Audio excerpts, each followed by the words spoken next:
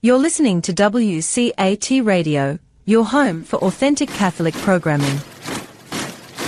So hello, everybody. This is Dr. Cynthia Toolin-Wilson, and I am here with my friend, Laura Qirko, and her mother, Marietta. And we're going to talk about a book, Humanitarian Woman, that is very, very interesting. It's about an encounter with Mother Teresa. So how are you tonight? I am very, very well, and I am very happy, Cynthia, to be here on this beautiful show, Author to Author, and especially on such a special and important day, which is March 8th, International Women's Day. Yes. And I want to take this opportunity to say Happy Women's Day to all the strong and resilient women in the world. Yes. Without women, our world would be completely different. I feel that women brighten up our world. They are the sun during the day, and without women, it wouldn't be the same. That's right. I agree. Yeah. Mm-hmm. Yes. Mm-hmm. So would you like to open us with a prayer? Yes, absolutely. Absolutely. Okay. Dear Mother Teresa, I would like to thank you for giving us this opportunity tonight to be on the wonderful show, Author to Author, on this very special day, March 8th, International Women's Day. You are one of the most inspirational women in the world through your charity, generosity, and humanitarian acts. And I pray to you that all the wonderful women listening tonight will follow in your footsteps of making a difference in the world, just like my mother and I have. Amen. Amen. So, all righty. So, your mother is with you, and yes, I am very happy because my mother is with me, and I would like everyone to know that today in Albania, where I come from, is not only International Women's Day, but today is also Mother's Day. Oh my! So for me, it is very, very special, and I really feel honored to invite my wonderful mother, who is such a caring, such a gentle soul, and such a loving soul. And I cannot wait until the world meets her. So I would be really honored to introduce my mother, Laura Qirko. Okay. Good evening, everyone. Hi. Thank you for being, and it's an honor to be in your program, Author to Author. Oh, thank you. Probably many people read in the book about the story of Mother Teresa, but I'm going to say it in a short way, but real way, how it happened. Mother Teresa was always a role model to me. And all the time I was thinking of Mother Teresa, but I never expected that one day I could meet her, talk to her, and be blessed by her. And it happened like this. I remember it was 23rd of September, 1991. It was my son's birthday. A friend of mine named Violeta came to the door and knocked at the door, and she told me that Sister Clarice, who was the superior of the Missionaries of Charity, wanted to meet me to give a very important mission. In 2 minutes, we were ready. I took my son, Rita, I took my daughter, Laura, and my friend, Violeta, and we went there. The doors were open, and I saw all the sisters from all over the world over there. And Sister Clarice brought me to the chapel, which was on the first floor. So we entered there, we sat down, and Sister Clarice said, Marietta, Mother Teresa wants you to prepare 2 groups. One group will be with the girls from the northern part of Albania. You have to teach them English through Albanian language. And the second group will be the group of sisters coming from 81 countries of the world, but you have to teach them Albanian through English. I know that it's very difficult, but it's very important. And she said, whatever you say to sign a contract, whatever you want, we are ready to do it. Then I stood up and I said, this is a blessing, I said, coming here and having the opportunity to teach the sisters of Mother Teresa. I don't want any money. I'm going to do it free for 3 years, 5 hours every day. And I'm going to follow Mother Teresa's footsteps. I want to do it for charity. You can't imagine. She came and she put her hands in my forehead and she said, God will bless you and he will bless you in the future too for what you are doing. So the next day I went there and I began with the groups. Really, it was very, very difficult. If you talk about the girls coming from the northern part of Albania, you can see that they didn't even speak Albanian in a grammatically, because their houses were 3 hours from their school and they were in the mountains full of snow. So I don't blame them. So I had to do 2 jobs at the same time, teaching them Albanian, teaching them English. And then I entered with the second group. They were a lot of sisters coming from 81 countries. You see, they were, when they saw that Albanian language was very difficult, I remember a French girl, she used to tell all the time, oh la la la la, which means how difficult it is. And I said, don't worry, I'm going to help you. Little by little, you'll absorb the language and you'll do the mission that you have to do. So every day I used to take Laura, that was only 5 years old at the beginning when we were there. And I did the job perfectly for 3 years, never being tired. I used a lot of patience. I was very patient because if you don't have patience, you cannot do this because you have to teach them one by one.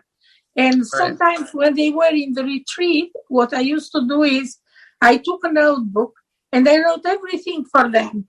And I remember Sister Nirmala, one of the sisters, she came and she said, God sees you for everything. What you are doing an extra job too. And I said, I do it with pleasure when I think that you are going to help a lot of people. Now, it was the year 1994, April of 1994. Mother Teresa came to our country, Albania. So Sister Clarice called me and said, Marietta, Mother Teresa wants to reward you. So she will have a private meeting for 1 hour with you and you have to take your family. The only thing that you cannot do is in private visits, pictures are not allowed because all of them were bare feet. Mother Teresa was barefoot. Sure. Nevertheless, you see that night, you can imagine yourself full of emotion, anxiety, you see, but so happy to meet this lady that this is an exceptional case to be 1 hour with her and talk together. Like I am staying with Laura now. I stood with Mother Teresa. So we went there the next day at 10 o'clock and we climbed the steps and she was waiting for me on the top of the steps. So I met her, I embraced her and she kissed me. She was a very short woman and she was barefoot. And when she met me, the first thing that she told me said, excuse me, because I've forgotten the Albanian language. And I said, of course, Mother Teresa, this is very reasonable. You have been in India for 50 years. You never met any Albanian. Of course, you have to forget the language. But again, you are Albanian, I said. Yes, she said. And she smiled. After she met my family, we began the conversation together. But don't forget, this was a huge hall. And all around there were all the sisters, praying. And especially they were praying for me because they didn't know what question Mother Teresa was going to ask me. So I began the first. I broke the ice. And I said, Mother Teresa, last night I saw on TV a movie about you. And I am very, very happy that, first of all, you were a geography teacher. So in profession, we are the same because I am an English teacher too. Secondly, I said, there were a lot of cases, but I'm mentioning only 3 of them. Secondly, I said, when that man was in the pavement and was dying, and the worms were biting the flesh, Mother Teresa sat down with him, caught his hand, and he said, "Why are you helping me? I'm dying." And then she said, "Because I love you." Yeah. She loved the people unconditionally. Yeah. She was a woman of acts, not of words. Because you can say a lot of words, but if you don't act, if you don't have action, when you have actions that you understand. And she told me, "Now it's my turn to ask you." And I remember all the sisters who were looking at me because they were my students. Right. And she said, "All these sisters that are here spoke to me about you. You have come here together with your little daughter for 3 years, 5 hours every day, teaching and preparing both the groups. When I came here and I saw them communicating with the Albanian people, I was amazed. That's why I asked them, 'Who is your teacher?' And they said, 'Laura Qirko.' And she said, 'I have to meet this woman and bless this woman.' And she said, 'Why did you do that free of charge?' And I smiled and I said, 'Mother Teresa, it's very simple. I'm not doing more than following your example. You work for the poorest of the poor, doing it for charity. I am doing it for charity too.' Then she came to me, she put her hands on my forehead, and she said, 'God will bless you so much now and in the future.' Wow. And then she caught my hands and she said, 'I am going to give you the power of healing.' Oh. And she did. I've healed so many people in the world. In the world, wherever I have been, you see, I've healed so many people. Secondly, she said, 'I'm going to give a private prayer, which will be only for you. In any case, you can use this prayer yourself. You'll have everything from me,' she said, 'because you deserve a lot,' she said. And then she told me, 'I am going to give you another power. Just when you share things, you see, you have to make the others be helpful, show love, show everything that people need today.' And then I said, without knowing anything, it was April of 1994. And I said, 'Mother Teresa, who knows? Today I'm teaching the students in Albania. But God knows, probably one day I'll go to a country where I'll have the possibility to teach kids from all over the world. And I'm going to share your message, to share the daily bread, to forgive one another, to help each other, to do everything that is good for this world.' Yeah. And we talked together for such a long time on personal things too. And she was so happy to have me. She said, 'We have 365 houses in the world. Not any teacher has done what you did,' she said. 'Everybody wants the contracts first.' And I said, 'Mother Teresa, money is nothing when you compare with the deeds that you make. Because they are in your mind, they are in your body, and they can help all people all around the world. And believe me, whatever I promised Mother Teresa came true. First of all, I won the green card lottery and came to the United States, and I had the opportunity to teach the kids from all over the world. And I had the opportunity to make the bread and share it with everyone. You see, to buy things for the students. Even one day they told me, 'Miss Qirko, do you have a factory of chocolates?' And I said, 'I give you chocolates because I want to show love to you.' And then you have to show love to other people. And we have to spread the word that sharing is the best thing in the world. And people have to understand this is real. More you share, more you receive. In the meaning, when I receive thank you from you, for me is too much. Because you appreciate what I am doing. And probably you will think that I have to do something like this too. So that's why this message is so important. After we finished talking with Mother Teresa, because the other people have in the book, she gave a huge cross to me for my house that she had blessed. Mm-hmm. She gave a teddy bear to Laura that said it brings you luck. And then she gave a huge box with a transparent cover that you could see, and I could see inside a huge trunk of a tree. We didn't know what it was. After we left, you see, we went back home. My husband put the box on the table. I had Laura on the right side, and I had Dritan, my son, he was 7 years older than her, on the left side.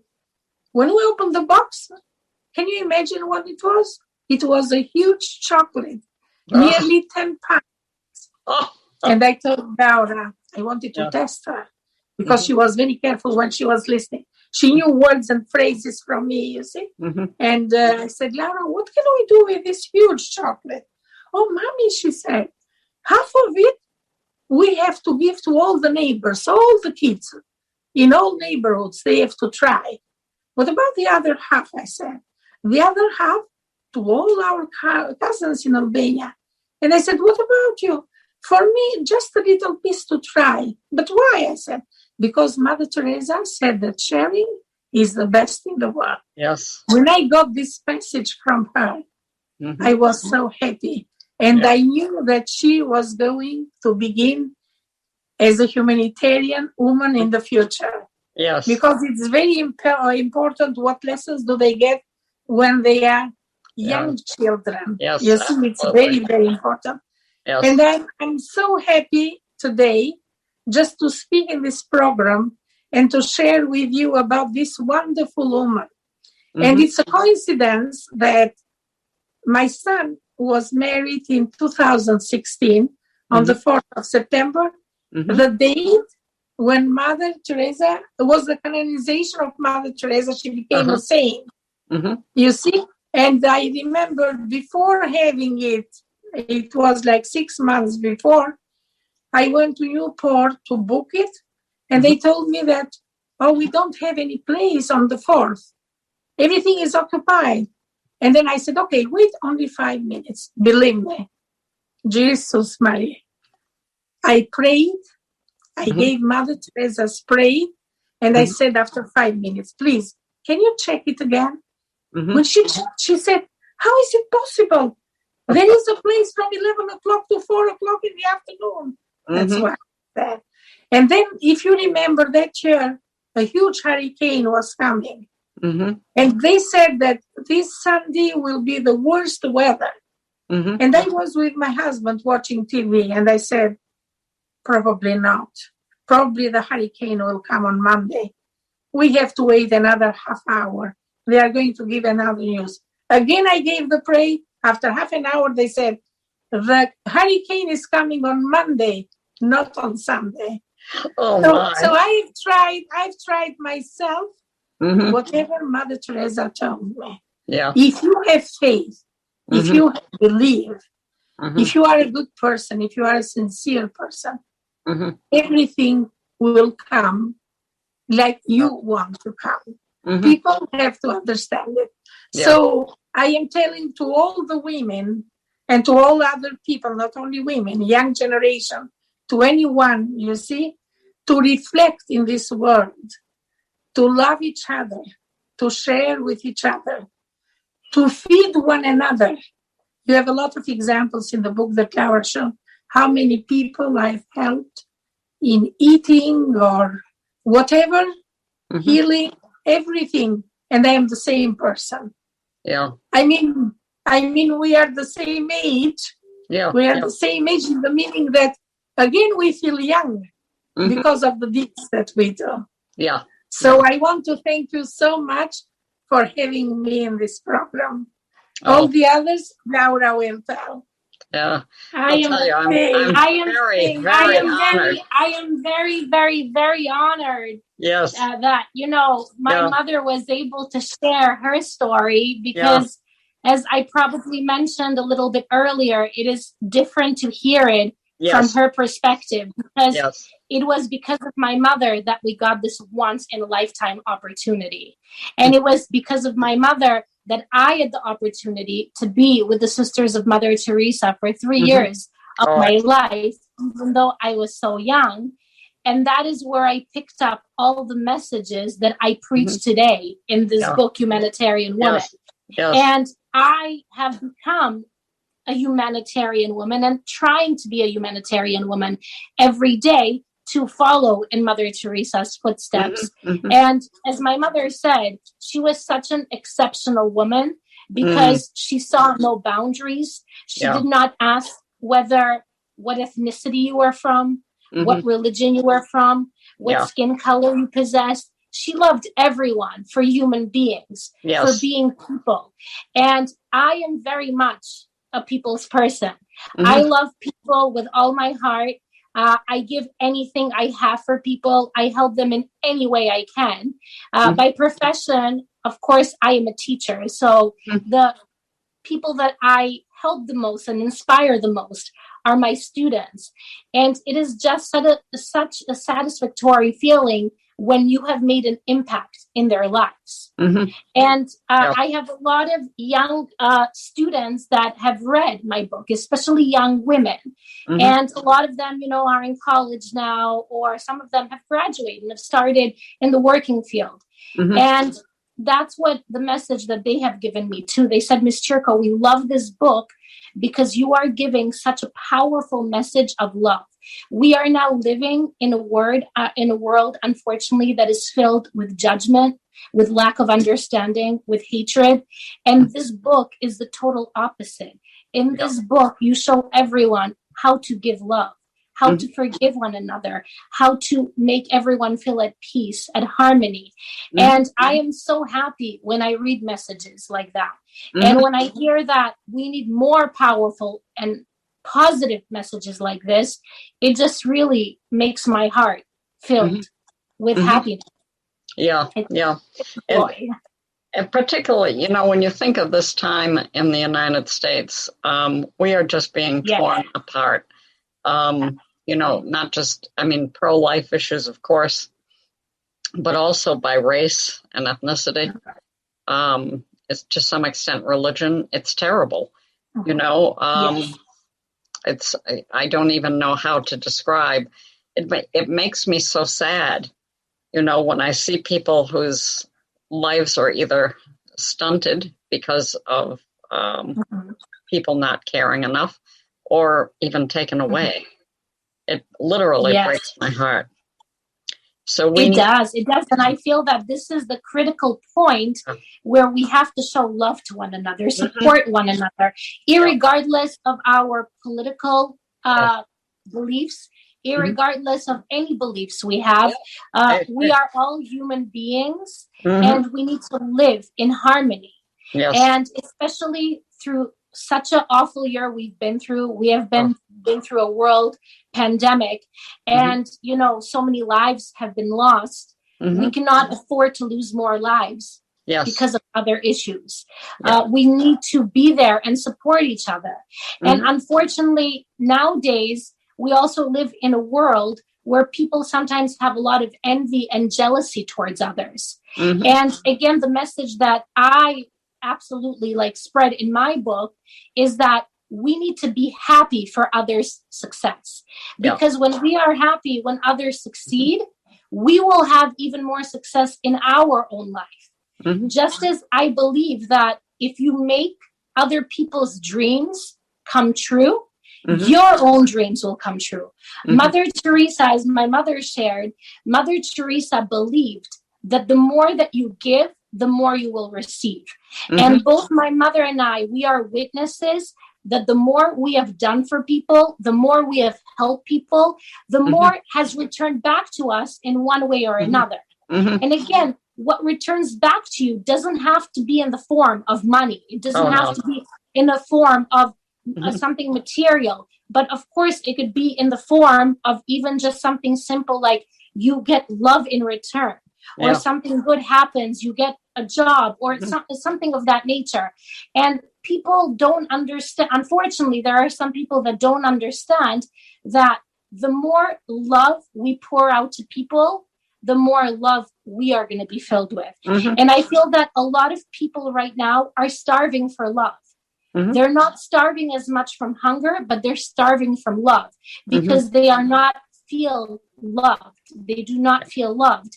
And especially for those people, those are the people that we have to stand up for and actually offer them whatever help we can offer them and whatever love we can show them. And it makes a difference. It makes a huge difference in people's lives. And I want to mention a friend of mine who read my book. And she, of course, sent me this beautiful message. And she said, well, Laura, you know what? You inspired me just looking at my own life, that it's the small gestures that make all the difference. And she said, I want to tell you that a few days ago, I was at a McDonald's and the woman in front of me, she was short of like $1 or $1.50. And right away, she said to her husband, can you go in the car and get the extra money? And I said, no, here you go. I have it. Take this money. And she said, that feeling made me feel so happy and so strong. Of course, the $1 or $1.50 was not going to save her life. But that gesture, it's something that she's never going to forget. Yes, and exactly. I said to my friend, I said, exactly. And this is the message that I am trying to give in my book, because I want even young children who can read this or who have their parents read the book to them to understand that we can help each other in any small way possible. And I think I'm a true believer of that. My mother and I, as you have read in my book, and as a lot of my readers have read, and future readers will read, we have done so much to help people all around the world. And through different ways. And that feeling of getting the appreciation is the most rewarding feeling you can ever feel. And I don't think I have a happier feeling than when I make others happier. Yeah. Oh, I agree. Yeah. Right. Yes. And so I am since we did our podcast a few weeks ago on February 14th, I have been receiving all these wonderful messages from people all around the world. And obviously there are way too many to go through, but I do want to just touch upon a few of them that have really left a big impression on me. There have been several of them that I've received where people have told me that, Laura, the thing that impresses me most about you, your mother, and really your entire family, after reading this story, she said, is the fact that you love to help people through your own pocket, through your own money. You don't do it, for example, through fundraisers or donations or organizations. You do it from your own. And absolutely, that is what brings me happiness. My mother can tell you, she always says this. She says, I would rather take away something, like take money from what I was going to buy to eat, when I know that that money will go to somebody who is in need of the money to purchase food. And as you have probably read in my book yourself, Cynthia, and a lot of my readers have, one of the most beautiful stories is with our dear friend, who she is like a sister to me now, an adoptive sister, and like an adoptive daughter to my mother. It's our dear friend, Robina, in Spain, who is this young Syrian immigrant in Spain, who we are helping all the time. And my mother says, I would rather take away $100, $200, whatever it is a month, and not use that for my groceries, but send it to her so she can buy groceries, she can feed her 2 children. And that has such a strong, powerful impact on her life. And that is why she calls us her guardian angels, because we are looking after her. And she's one example. So one of my readers said this. It was actually, again, another young reader, actually a student of mine that I had in the past. And she made this beautiful, beautiful comparison. And she said, you know, Ms. Qirko, after reading your story and after reading the part where, you know, we need to do more for others, we need to think more of our daily actions that we do that could actually impact somebody else's life. Mm-hmm. She said, I want to admit to you, I'm a coffee drinker. So she said, usually I spend about $10 a day just at Dunkin' Donuts or Starbucks getting a couple of coffees. And she said, now I've thought about it.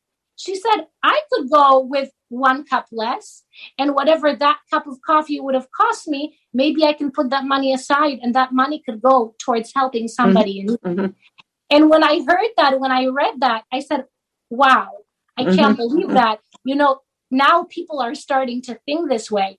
We unfortunately live in a world, especially here in the United States, where we are very lucky because we have everything. We are not missing anything. And I feel that sometimes people, when they have everything, they take advantage of it and they don't really appreciate it. So I feel that when you really stop to think and say, I have everything, but do other people have everything I have? Let's think a little bit. Then I think it will make people to start doing these gestures and thinking, okay, instead of doing something for me, I'll take that away from me for one time and I'm going to offer it to somebody else. And at least that's what I think. Yeah, I agree. It's like in the United States, I think, of course, my original training was as a sociologist. That's what my doctorate's in. And so I'm always keen on looking at social trends. And it's like when you're talking about people having enough, people have too much.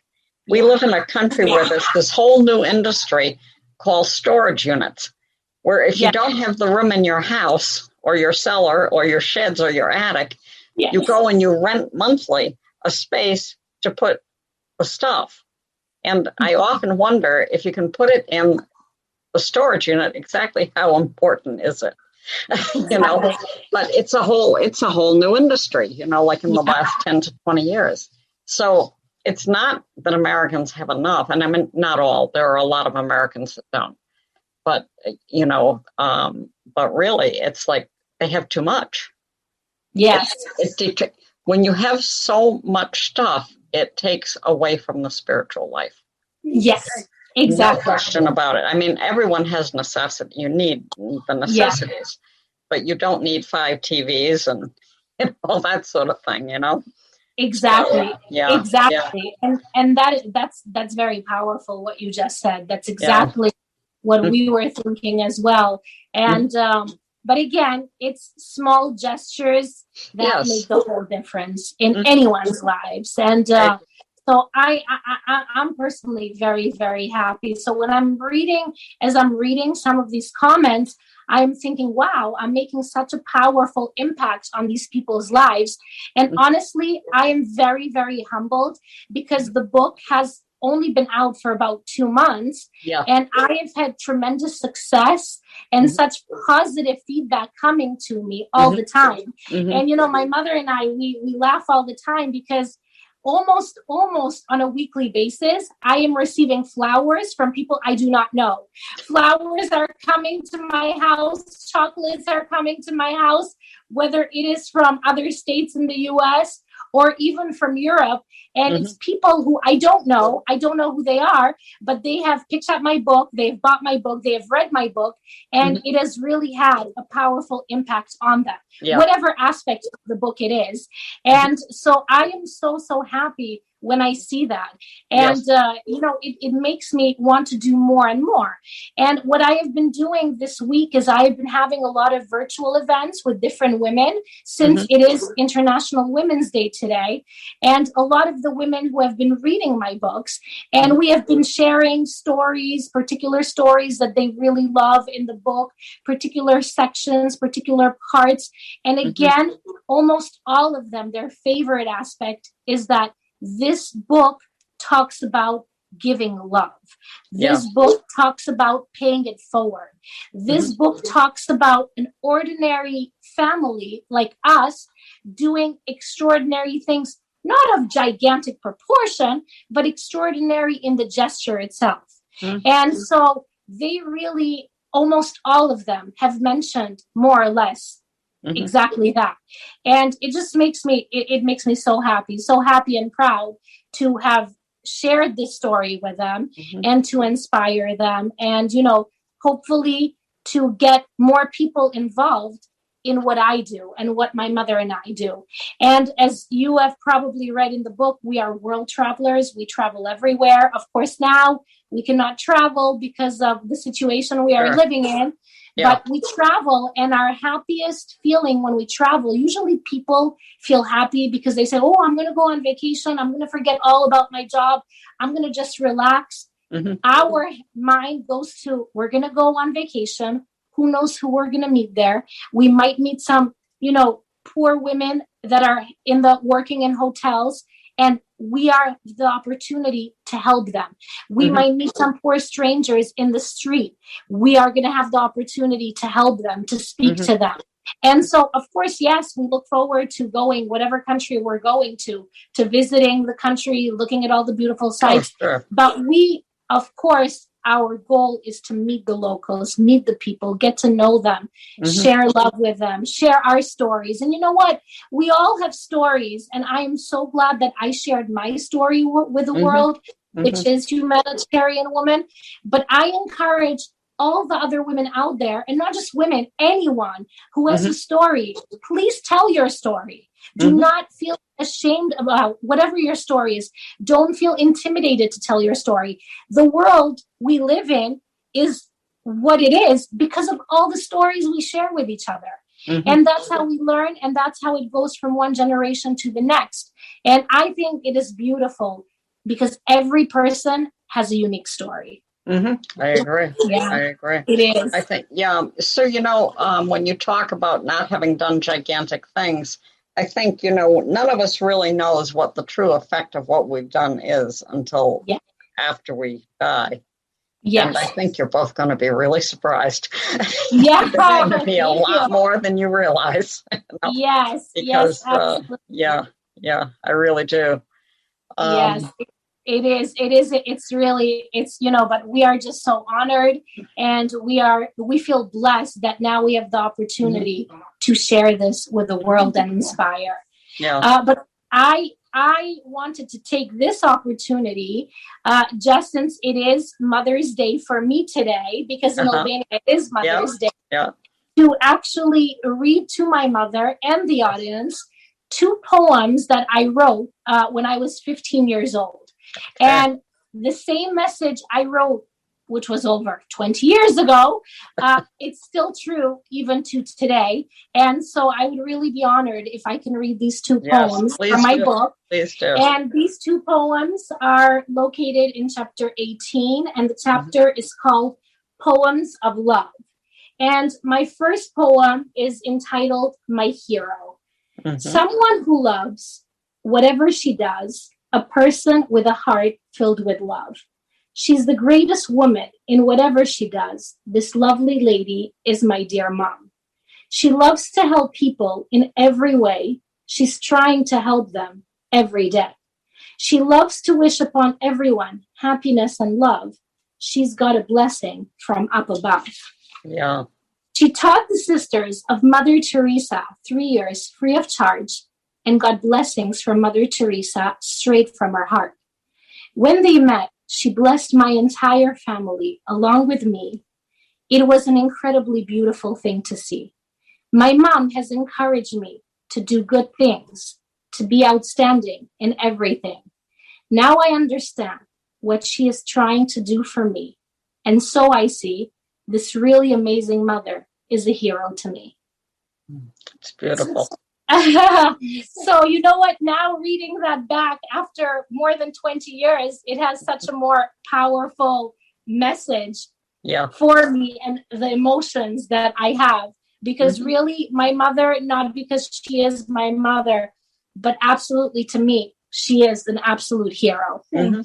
Absolutely. And the second one that I would love to read to my mother is entitled Remember My Words. Oh, daughter, my dear daughter, you must listen to what I say. My sayings will lead you to a good way. I know what's right for you, always, all the time. I've seen your happy moments and tears when you cry.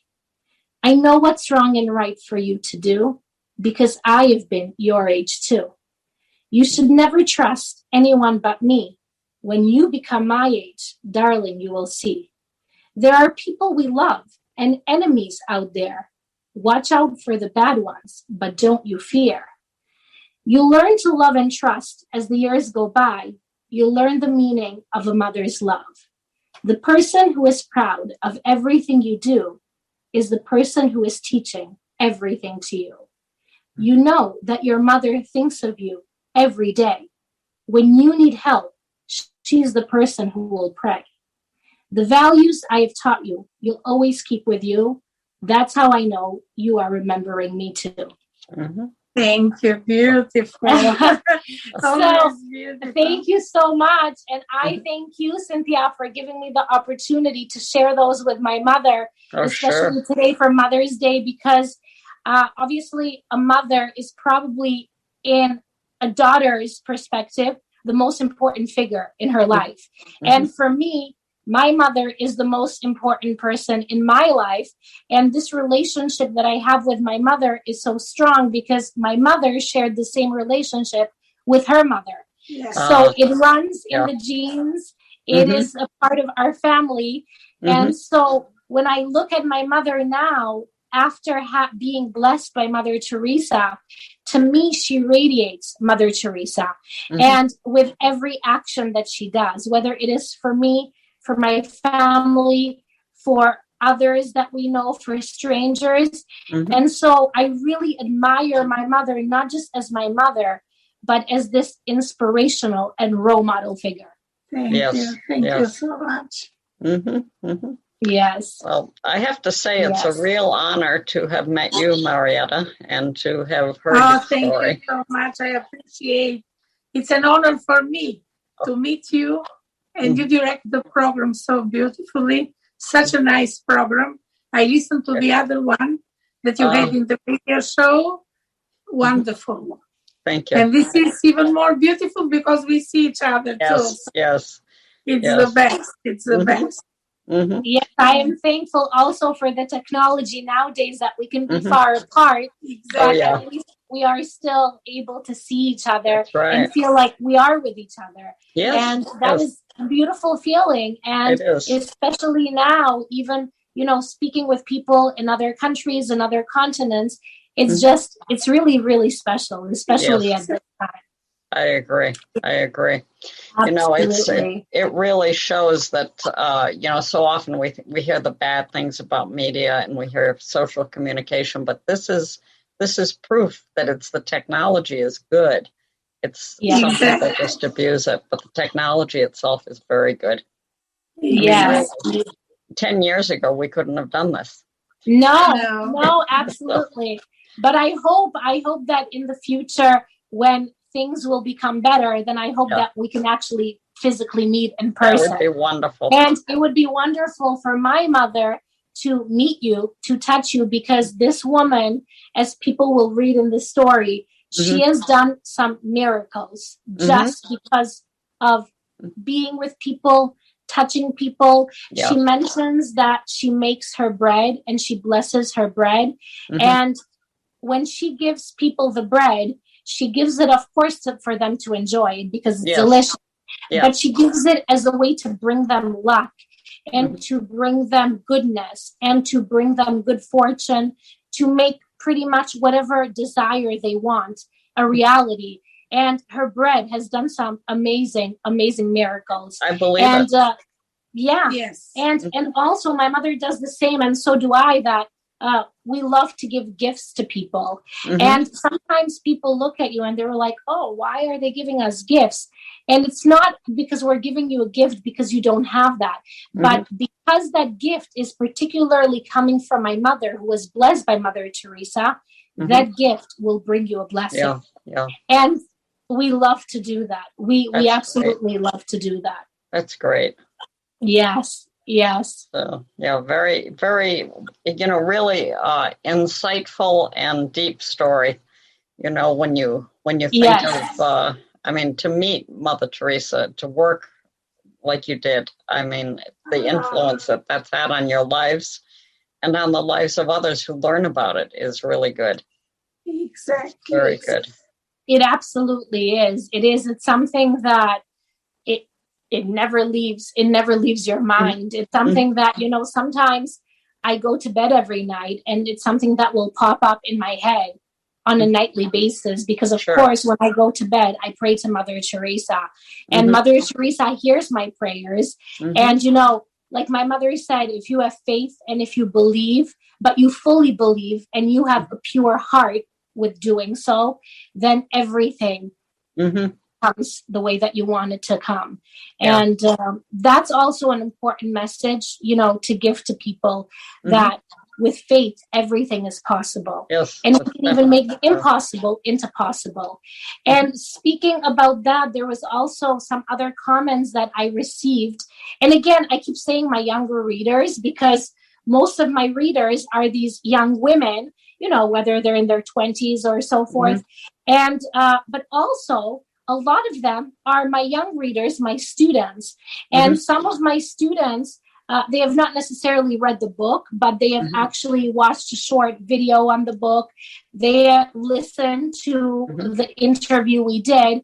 And they also said that, Ms. Qirko, you inspire us, because sometimes we think that our dreams are impossible, but you are a perfect example how we should strive to make our dreams into reality.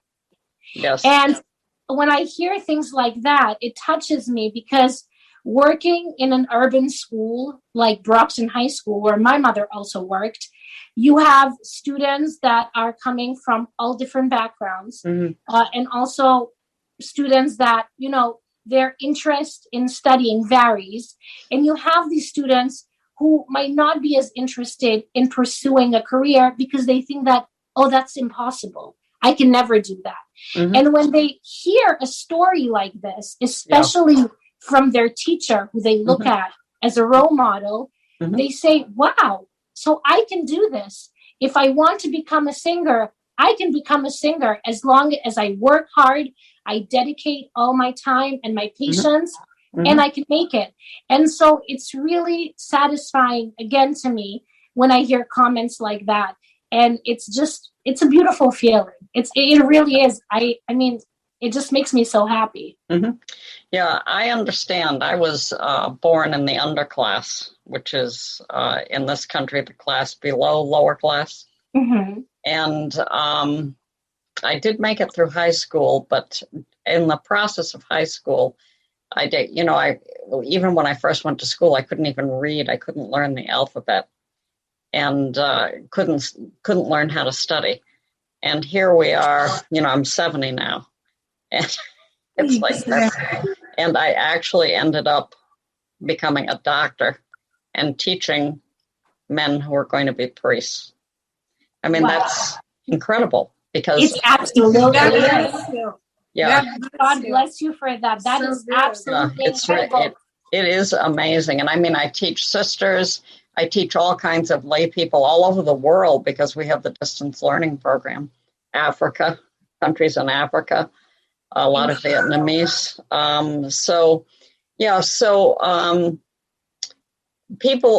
People need hope. And that's one of the things that love gives them. Yes. You know, so where I came from, there was no hope. And yet you look, and it's like certain people along the way give you help, and, you know, you end up being entirely different than what anyone ever would have suspected you could become.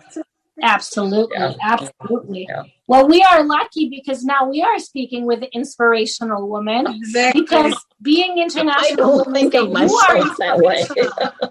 No, I really don't think of myself that way. Yes.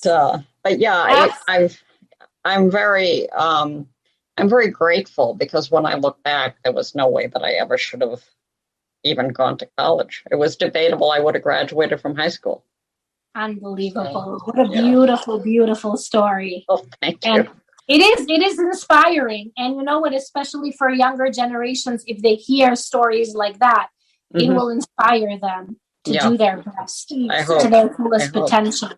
Yeah, absolutely. Oh, that is absolutely so beautiful. Oh, thank you. Thank you for sharing that with us. Well, I actually just got through writing my memoir, and Sebastian Mahfoud is going to publish it. So, I cannot wait for that to come out. I cannot wait. Okay. Well, we'll see how that goes. Yes, but go well. I hope. Well, my goal is my goal in writing is to help. If I help even one person, I'll just give you briefly, because this is an interview about your book, not mine. But my mother had tried to abort me in 1949 and did not chemically and did not succeed. And the reason I wanted to tell the story was so that people, in this country, life doesn't mean a whole lot. And if I can just get one person to not do that, or to think twice and back away from it, because you never know when a child is aborted, it's not just the child, all the life that would have followed that child, their children, their grandchildren, for generations, thousands of people potentially. And, I'm hoping that somebody will read that book and say, gee, I'm not going to do that. Just even one person, I'll be happy. Of course, I won't know till I'm dead.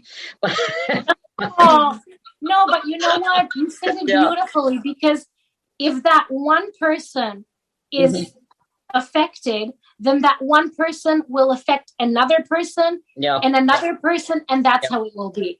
It's it's like when you make an impact, all it takes is just to impact one person. Yeah, because then that one person will impact somebody else's life, and that's how it will be. And Mother Teresa actually believed in that as well.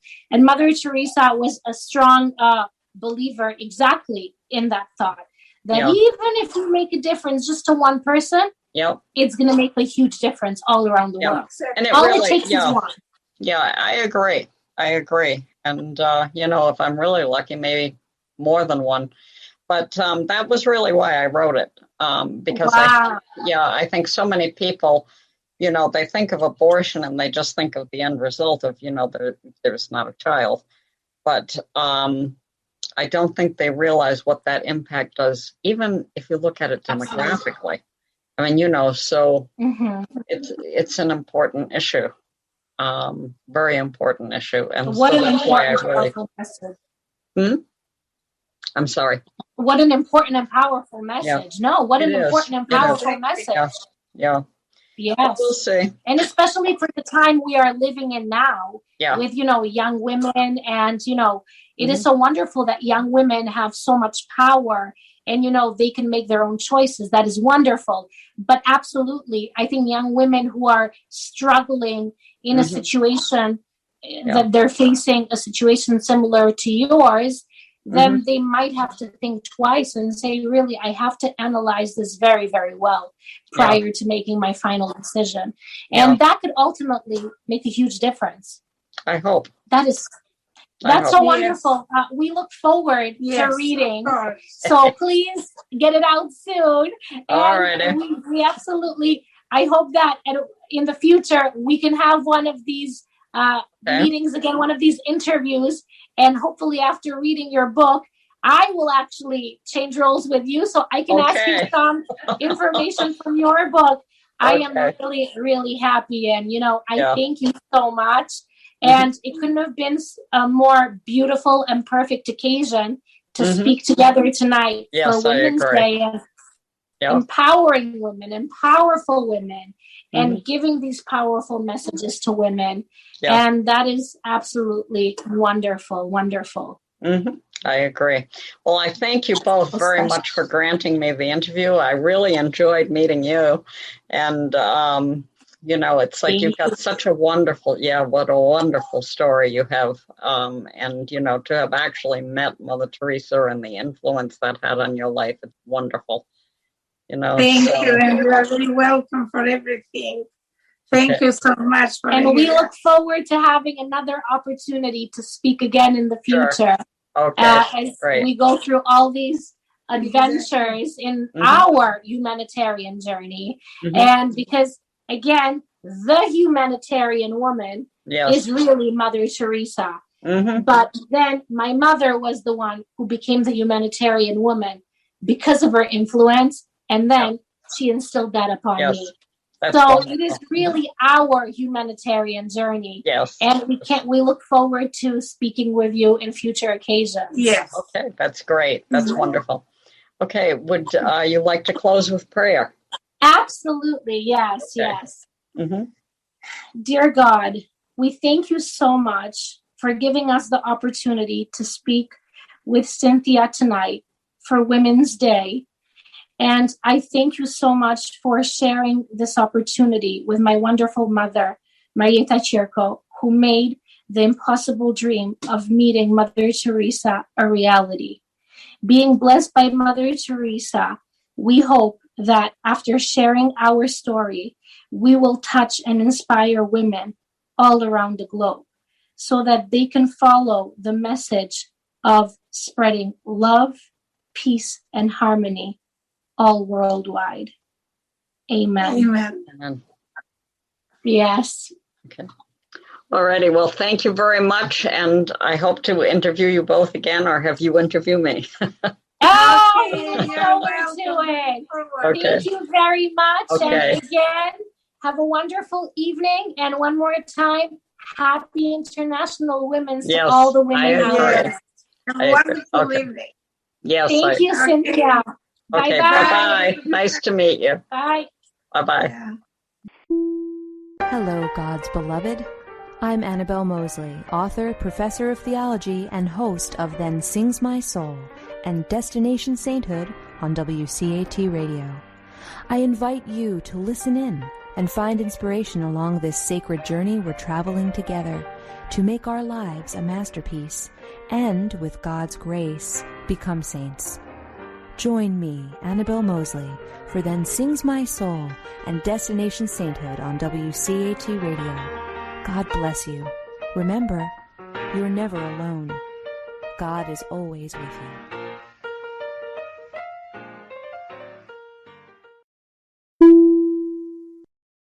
Thank you for listening to a production of WCAT Radio. Please join us in our mission of evangelization. And don't forget, love lifts up when knowledge takes flight.